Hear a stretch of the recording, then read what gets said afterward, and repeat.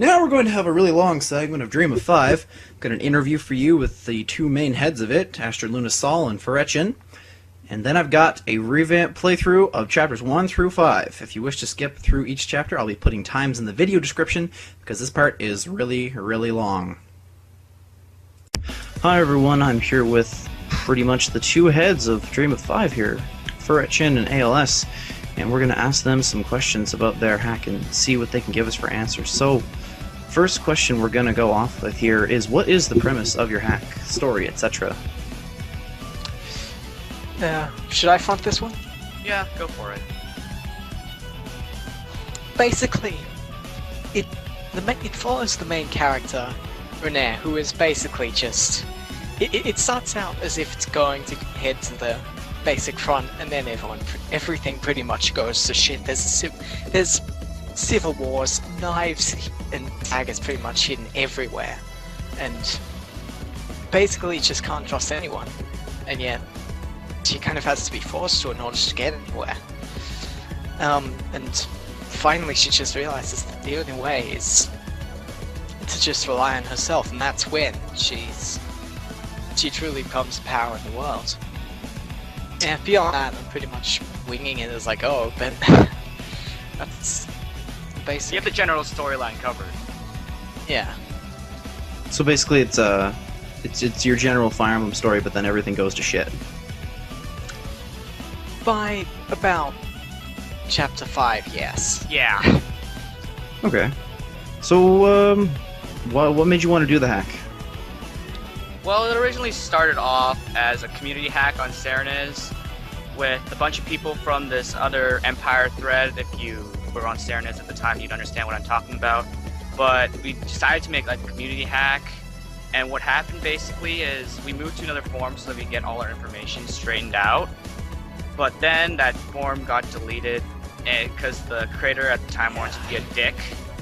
And then we kind of migrated to another forum where we started over again and tried to get as much information as we had before. And eventually it passed from Anjora's, from Serenus Forest, to me. And my motivation was basically just to do this for my friends, because we worked so hard on it before that I just wanted to make sure this is finished in the end. Okay. Yeah. So, why FE7 out of FE6 and 7 and 8 there? Why that one? It seems to be the most easily hackable, because FE8 has the world map, which we don't really need, and the towers, and FE6 is Japanese glitch. But yeah, and FE7 just seems the most standard and basic, and what we basically need out of it. Okay. So that's why. So between the two of you, favorite characters so far? I don't want to do bias, but I like Ferechin the best, our awesome Jagan. Oh, thanks, Chief. Our awesome Jagan. Personally, as far as villains go, I mean, you haven't really fully seen this in the current public patch yet, but Farrell, basically Captain Farrell, who is one of the secessionist kind of men behind the leader, he's controlling everyone. He's not afraid to go through whatever he needs. He will associate promptly teach them just to serve his own ends. He wants to be at the top of this stockpile, and nothing is going to stop him.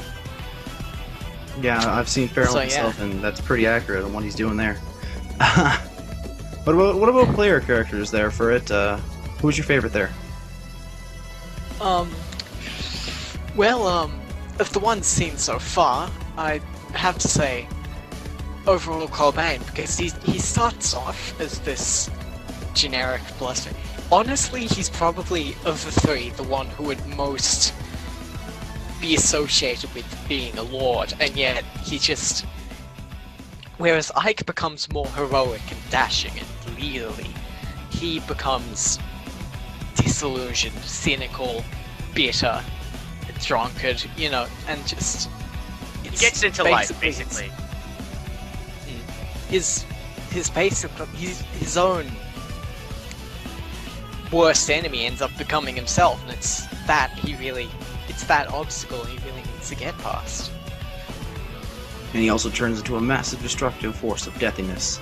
But that's beside the point. That helps. So, why are you so interested in hacking Fire Emblem? Why not any other game that you could have chosen that's like hackable right now? I don't really have an answer to that. Because I got into Fire Emblem when I was around 12 or so, or 11. And I just joined forums like a year before I actually started, a year and a half before I started hacking. And I always was curious why people made these hacks. And when I never really was a hacker until like the beginning of this year, I was always a spriter. But I just really wanted to make my own story and see how it turned out. That's pretty interesting there. Well, do you think it would have gone as well if you had used something like Advance Wars or Golden Sun or any other game right there? Well, for one, I haven't played Golden Sun. Advance Wars, I don't know. It just Well, fun, there's not enough characters. There's not as many characters. yeah, there's And it that. wouldn't have started given our origins either, because you can't really have a community hack of Advance Wars with more than like, I don't know, how many COs are there usually in a game? Certainly not as many as In Advance Wars 2, play characters. you've got at least 16 on the player side, Yeah, so and you don't have that about many, 6 on the enemy side. so you don't have that many like playable characters. Yeah, because in the Like, FE7 it's like, 60 or 50 or something. yeah, it's 40 something, and I've heard you can use Jasmine, Paul, and the more three brothers, but Yeah. yeah, Yeah, because yeah. that's it. So you mentioned you were making this for your friends, but other than that, is there anything else that's keeping you going to finish this?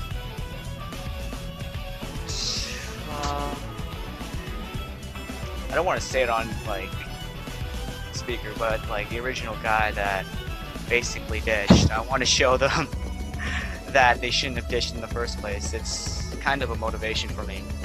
You want to prove to them that it was actually going to be something instead of just something that was an idea. Yeah.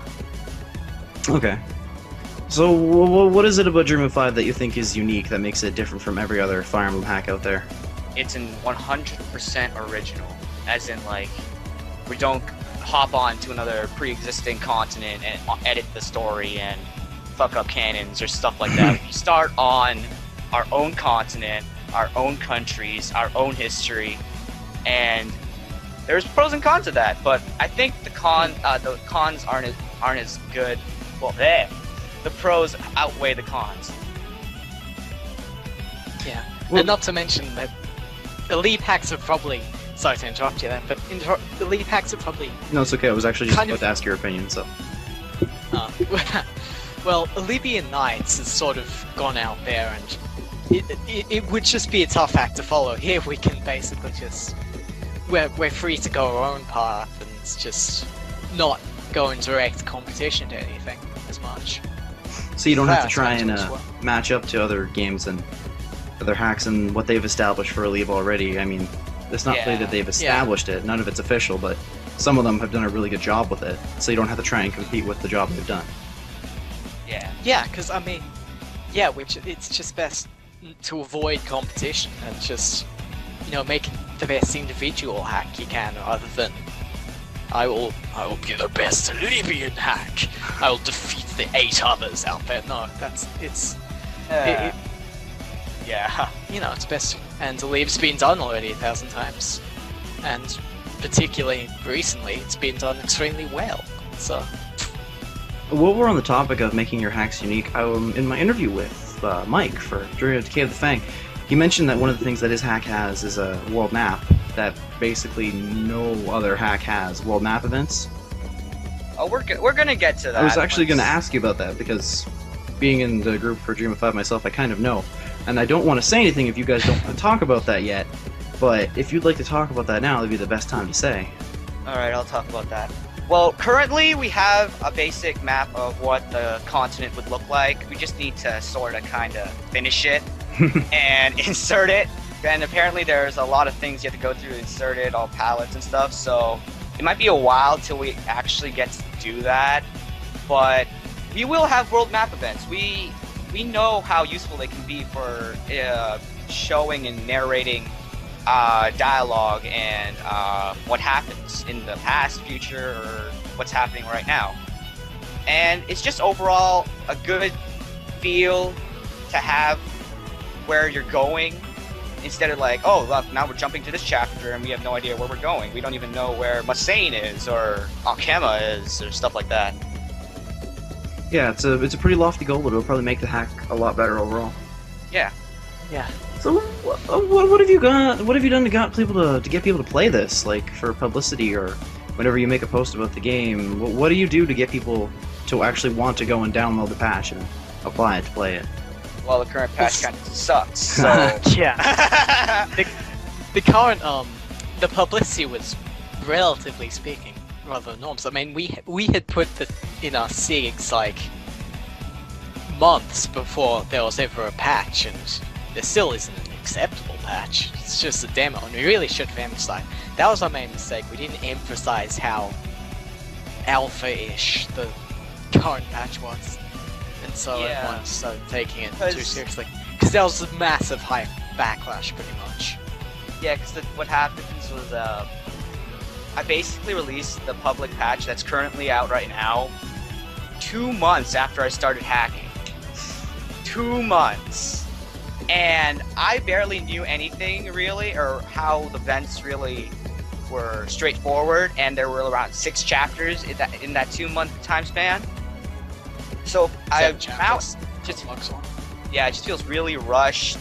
And for publicity, when I would like put up a screenshot or something like that, I always want the player or people reading the topic to think, what's gonna happen next, or who is that unit, and stuff like that. But currently, we don't have enough release chapters to make people really wonder what's gonna happen in the story.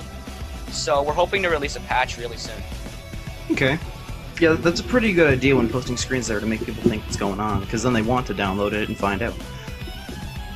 So, what are you planning to do in the future for this to make it better? Add stuff to it. Well, currently we've already added a system that Ferret thought of, and I feel like it's going to add a lot of character depth into it. We're also going to add supports, because right now we're trying to get as many supports done for the next release. Ferret, you want to add anything? Yeah, it's just... Oh, it's actually really funny, because in the mold, it's basically just this clusterfuck of whole sports we're just cobbling together, trying to reconstruct most of them now. And some of them, it's long before any of the plot details are established, and others, there's Fine just... details, all the fine details. Yeah. and stuff. I mean, I've never been the most consistent of writers, so there's definitely 1 or 2 plot holes left in, but I've tried to just generically smooth everything out in both sports and the main plot. I'd say you're doing a And pretty overall- good job of that so far. Nice. And yeah, overall sports will be fairly quicker. I tried to establish a like 20 plus 3 is kind of your base support, and that's Yeah. instead of like 0 and like plus 2. 1. No, +1, yeah. So, before we wrap up this interview here, is there anything either of you would want to say about DOF? Add anything to it? Bert, you got anything? Well, I'm just glad with the new thing that I thought of. Basically, just expect a lot more, because there was, with regards to exposition, we needed it more than ever because there are no more map events, at least temporarily. But of this new system, basically lets me this new world that we've created and try and bring it to life as best I can. So yeah, that's Yeah. Okay. Well, thanks for the interview, you two. No probs. no problem.